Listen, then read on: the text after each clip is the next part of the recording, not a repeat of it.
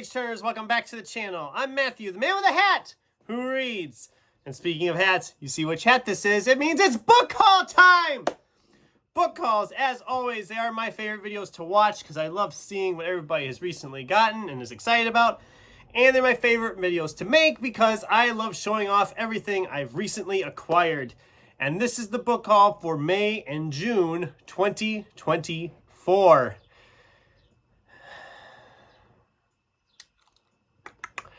I went overboard, as is usual it seems like, but kudos to all the people who are still doing the Read What You Own challenge that's is out there floating around BookTube, because I do not do that, and I really should. I have 34 new books here to add to my physical TBR. I think this is the biggest book haul I've ever done. So because of that, and I don't want this video to go too crazy long, I'm probably going to go through some of these pretty quick. Well, we'll see. Essentially, I'll show you the book, tell you the title, the author, why I want to read it roughly, and how soon I think I'll get to it. And we'll just go through it as fast as we can because there's a lot of books here. But June is also my birthday month, so we got to start with some bookish items that aren't books. Because, as usual, my girlfriend spoils me something rotten, and we'll talk about some of the books I got from her later. But once again, we got Harry Potter socks. We have Deathly Hallows now to add to that collection I have going. I think there's like 4 of them I have now, so I haven't worn any of these yet, like I said. They're just too nice. I don't know if I want to wear them. Well, here we go. Creepy Voldemort sock. Maybe I'll just wait, and if I end up getting all 7 books in sock form, I can just wear them one a day every day of the week, and that'll be just my routine for the week of socks, just wearing Harry Potter socks. There's also this pair, of course. It says, so many books and so little time. These are fun. I mean, those are fun socks, aren't they? I mean, they're great. Like I said, we buy each other socks. I never have to buy socks again. It's kind of nice. She also threw in these erasers. I'm not sure if I'll use these either. They look too nice. But these are Dr. Seuss erasers. I mean, look at that. They look like little books. Aren't they cool? I'm kind of tempted just to leave them in the packaging, though, because they look too nice. I don't know if I want to try to use them to erase anything. And then, when I was at a bookstore, which I will talk about later on, but I'm going to show it to you now, I got a bookmark, an Edgar Allan Poe The Raven bookmark. I just thought this was like a cool bookmark. And yes, it's still in the plastic, so it's got that nice, lovely reflection going. But I just thought it was a really cool bookmark. So I might be breaking that one in maybe during October of Horror. It seems like the right time to be using that. So those are the non-book items. Let's dive into the books because we all know that's what you're really here for. So first pile. In May, I was to a convention for work, a cinema convention. And the first day of the convention, they said the main thing going on was the board meeting. And my bosses are both on the board, so of course they were going to this meeting. They said, you can go to the meeting if you want, but it'll be boring, so you can do whatever. Well, lucky me, there was a half-price books like 3 blocks away from the hotel where the convention was, so I took a walk. And I came out with 7 new books, so it was a good day for that.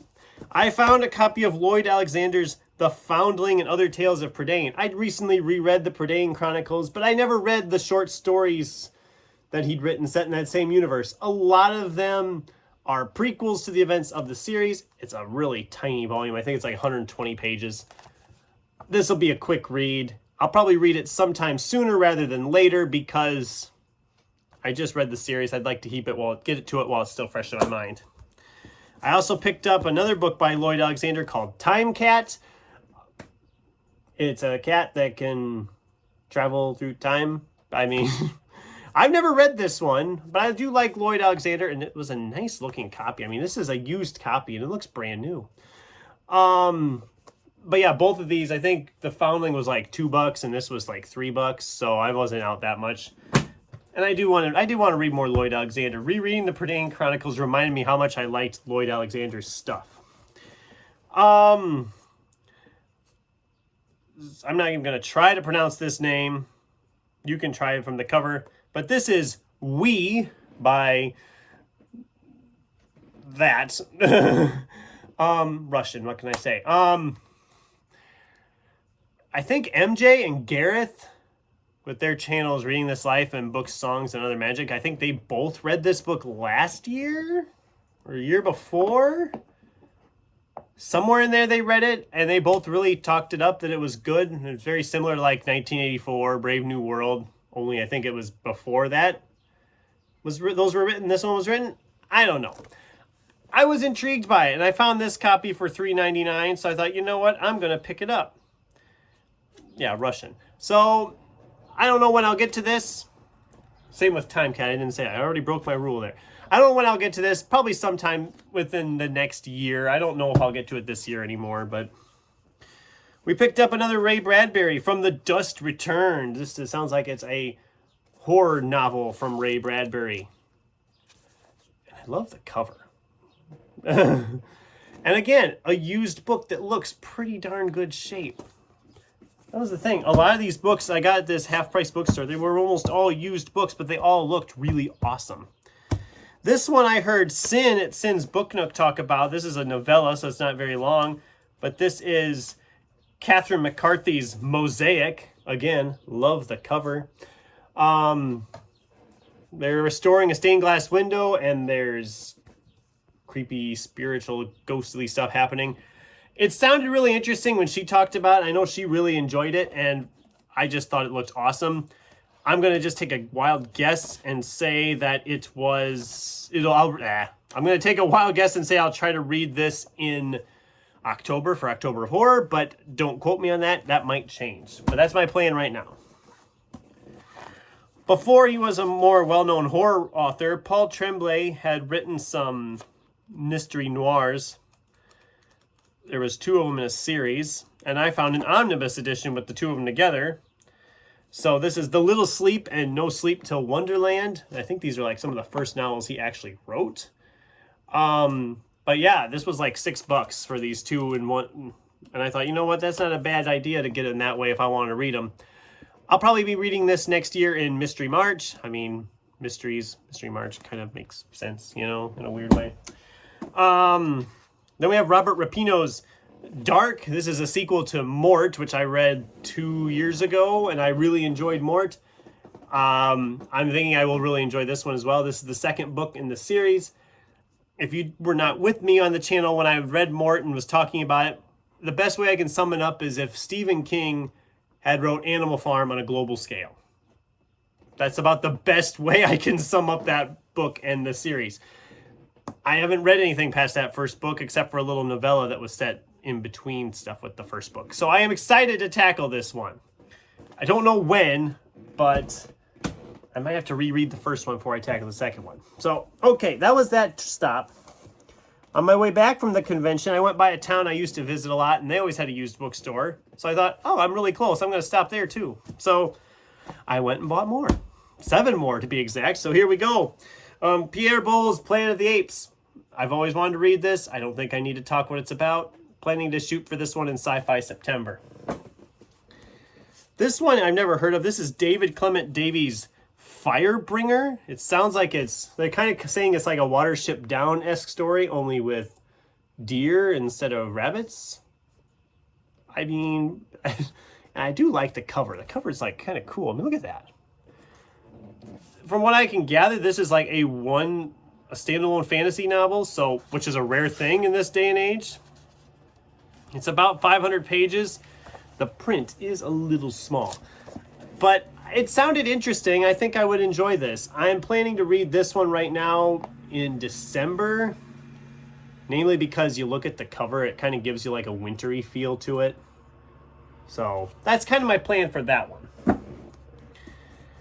Earlier this year, I read Douglas Hewlett's Among Thieves, and I said I'd gotten it from this used bookstore, but I didn't pick up the sequel at the time and wished I had. Well, guess what?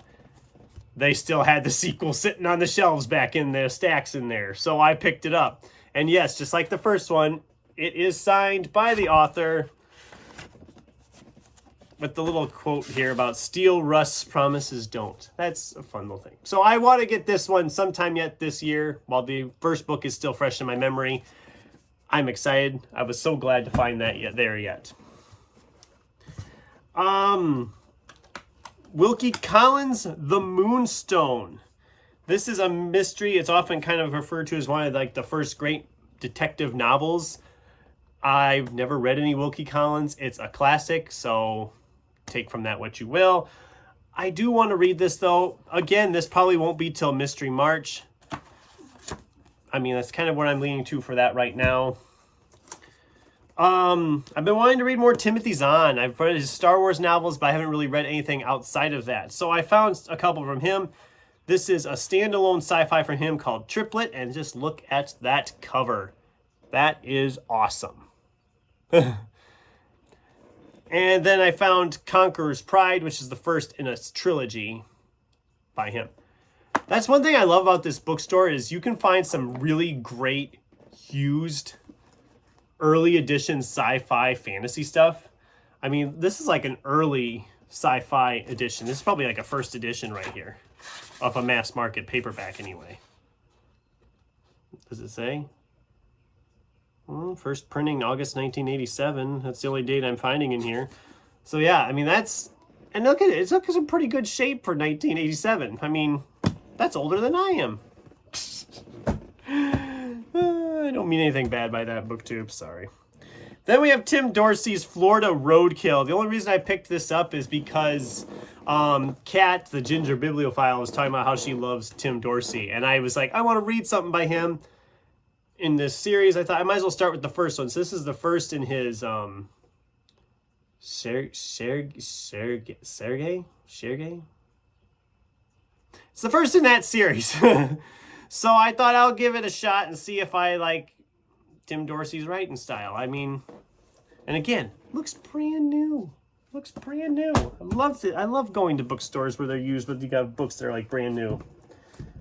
Okay. Ugh. Now it was my birthday in the middle of June there. I'm another year older and still no wiser. But that's okay. So I got some books as gifts. My girlfriend picked me up the third Game of Thrones novel, A Storm of Swords. I don't know when I didn't talk about it and I was going to read any of these. I don't know when I'll get to any of these yet. Sometime I'll squeeze those in. I don't know when I'll get to this one either because I got to read book 2 first. And I haven't made any plans when I'll pick that up. As you can see, just like the second one and the first one, these are getting chunkier all the time.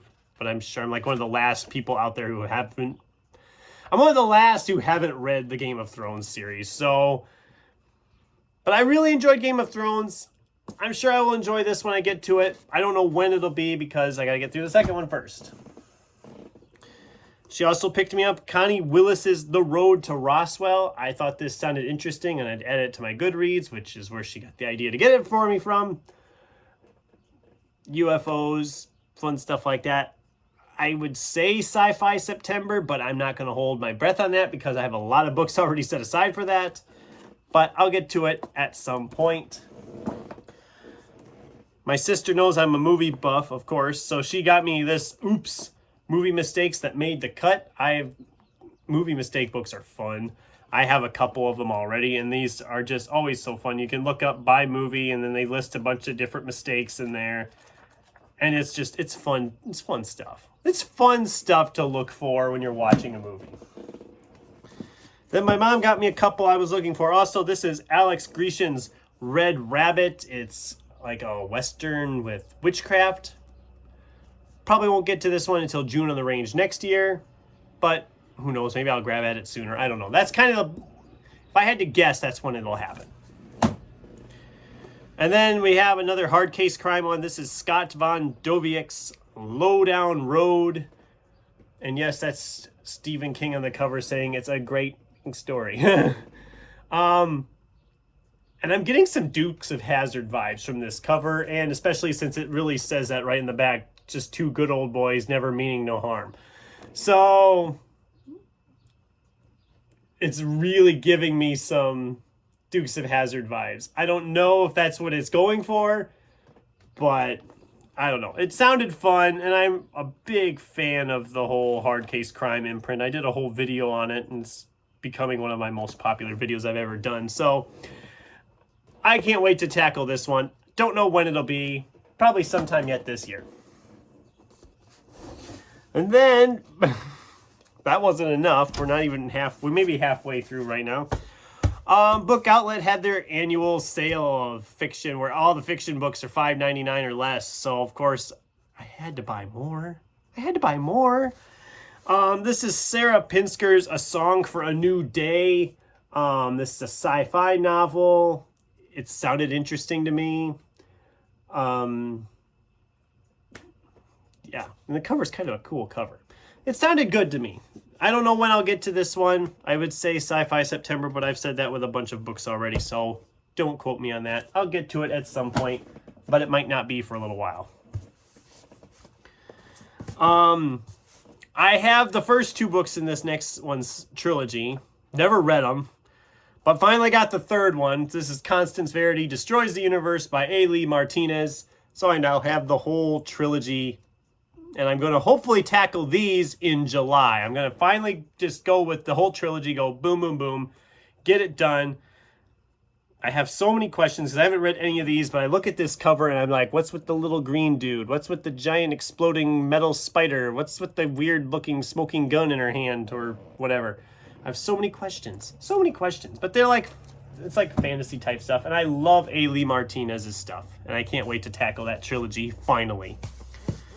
Cassandra Caw and Richard Kadri's The Dead Take the A Train. I don't know a lot about this. I mainly picked it up because Richard Kadri has never steered me wrong, and I've only read one Cassandra Caw, but I really enjoyed that one. That was the Nothing But Blackened Teeth novella. So I'm very excited to tackle this one. This cover is freaking terrifying. I don't know when I'll get to it though, so I'm not going to even postulate a time for that. These next 2 I've been looking forward to getting picked up for a while, but never could find them anywhere for a decent price. So we have Ian Reid's We Spread. Big fan of Ian Reid's Foe. I loved that book so much. The more I've thought back on it, the more I've liked it. And Philip Fracasse's Boys in the Valley. Like I said, these were all $5.99 a piece. So I can't go wrong with prices like that. And they all are in good shape, condition. So, all right, we're coming down the home stretch. And I'm still under the 20-minute mark, which I'm kind of impressed. I'm trying to fly through these as fast as I can here. Because then, like I did my video, if you watched the video I filmed at Half Price Books, this is the haul from there. So if you were curious what all I had in the bag at the end of the video, you're about to see. So here we go. We have an Elmore Leonard novel, Cuba Libre, set in Cuba, 1898. I might be saving this one next year for June of the Range, even though it's not really a Western. It's in the era of Westerns. So I'm probably going to save it for there, unless I get in the mood to pick it up sooner. But that's kind of the plan right now, is to read it there. This is Michael Z. Williamson's That Was Now, This Is Then. This is a sequel to, oh God, just like that, I lost the name of the book. A Long Time Until Now, which I have in my stack and haven't read yet because it's freaking huge, as is this one. The only reason I picked this up without having read the first one yet is because it was on the clearance cart for $2. I mean, you can't go wrong for $2. So hopefully I really enjoy the first one, so I won't feel stupid having paid for the second one. But I think I'll enjoy it just fine. So, when I was in the store, I was back in the clearance corner a little bit as I shot a little bit of film back there. I found a couple back there. We found Mr. Kim Newman's Anno Dracula, which is a thicker book. I've seen this book before, but I've never thought it was that thick. But yeah, this was $3. And then we have Pang Shepard's The Cartographers. This was $5 for a hardcover of that. I wanted to read both. I wanted to read this one because I'd heard about it before, and it sounded interesting. This one I've never read, but I've heard good things about it. And for the prices they had on them, I wasn't going to walk away from that. This is another one that Sin talked about. This is Clay McLeod Chapman's Ghost Eaters. I've wanted to read this one for a while. It looks brand new. This was like $10 for this hardcover, and like I said, it looks brand new. I've been wanting to read this one for a while, ever since she had read it and talked about it, and I thought, that sounds great. Yeah, I can't wait to tackle this one. I don't know when it'll be. I will say October of Horror, I'm gonna have to like rewrite everything I had planned for October of Horror and Sci-Fi September to squeeze all this stuff in. But I do want to read this one this year. This one I heard about from, I believe it was Kevin's Novel Ideas or Novel Advice. I don't remember the exact name of the channel. I'll link it down below with all the other channels I've mentioned. But this is Andy Davidson's The Boatman's Daughter. This is a horror historical type thing, supernatural it says. I love the cover. And it sounded interesting when he was talking about it, so I thought, I'm going to read that. And then I found it here, so that was great. We have Jonathan Jann's The Raven, a post-apocalyptic thriller from the modern master of horror and suspense. Again, a great cover. This is from Flame Tree Press. I've read a couple stuff from them, books from them before. I actually read Jonathan Jann's Dust Devils. It was like a horror western I read a couple years ago, and that was pretty good. It wasn't one I thought I'd ever read again, so I didn't hang on to it. But I remember hearing about this one around the same time, and I thought the cover was great. It sounded good. So I'm going to tackle that one at some point as well. And then Craig DeLuey has a new novel out about how to make a horror movie and survive, I believe it's called, or something to that effect. Well, I found this one by him called One of Us. And it sounded interesting, like children are born with extreme genetic mutations, and they're like keeping them separate from the rest of humanity or something. It sounded really interesting. It sounded cool. The cover looks kind of fun and simple. I don't know when I'll tackle this. This might be one I just all of a sudden out of nowhere just pick up. It sounded really good though. And then while I was there was other stores I went to, and I got a couple more books because I didn't have enough yet. This is Catherine Dunn's Geek Love. I think a channel just did a video talking about this one, but I had heard about this one before. It's kind of like a love story set between a bunch of freaks and a carnival show. It sounded interesting to me, so I picked it up for, I think this was like $2 at a thrift store. So I thought for $2 I'm willing to give it a shot. And then at Barnes & Noble, which is where I got the Raven bookmark I showed you 20-some minutes ago, I've also picked up the next in the Shady Hollow series. This is Juno Black's Cold Clay. I loved Shady Hollow. I'm excited to dive back into this world. I don't know when I will get to this either. I'm going to try to get it done yet this year. Might not be till November. I don't know. We'll see what happens. We'll see what happens. Needless to say, I'm not going to try to even do a money shot because I will die if I try to lift all these books up. So you saw them all. There was a huge pile. There was 34 of them that I now have to figure out where I'm going to go with. So that's what I'm going to be working on here for the next few days. While you guys are watching this video, I'll be sitting there trying to figure out where to put all my new books. And yeah, it's a good problem to have.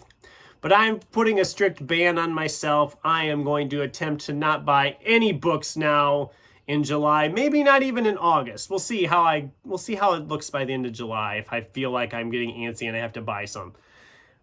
But right now, I'm done for the time being. I'm going to cut off myself a little bit and just stop. So that's the book haul for May and June 2024.